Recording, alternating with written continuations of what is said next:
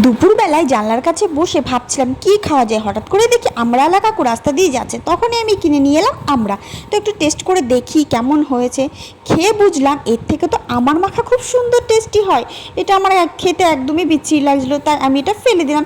তারপর আমার মাথায় বুদ্ধি হলো, চলো আমি নিজেই কিছু মাখা করে খাই, আমার হাতের টেস্টি মাখা তো খুব ভালো লাগে। ফালতু আমার 10 টাকাটা চলে গেল। তো এবার আমি কি মাখা করবো বলো তো, বুঝতে পারছো তোমরা কিছু? পাউডারটা আমি একটু গলায় মেখে নিলাম। আমি কিন্তু আজকে পাউডার মাখা করব। হ্যাঁ, তোমরা ঠিকই শুনছো, পাউডার মাখা কোনোদিনও খেয়েছো? তোমরা কেউ না খেয়ে থাকলে আমার কাছ থেকে শিখে নাও কেমন করে খেতে হয়।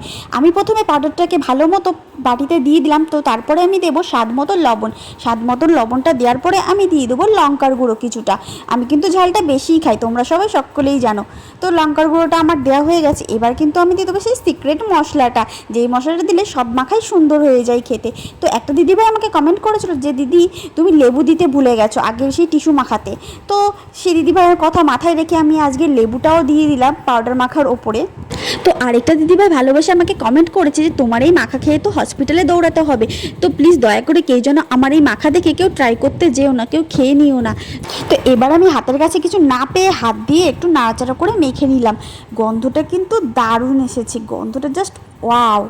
আর খেতেও নিশ্চয়ই খুব ভালো হবে। তো তোমরাও দেখো কতটা সুন্দর লাগছে দেখে। এবার আমি একটু টেস্ট করে তোমাদেরকেও জানাবো যে কেমন খেতে হয়েছে। তো চলো একটু টেস্ট করি। কিন্তু না, তোমরা কি দেখছো? তোমরা ঝটপট করে একটু সাবস্ক্রাইব করো। টাটা।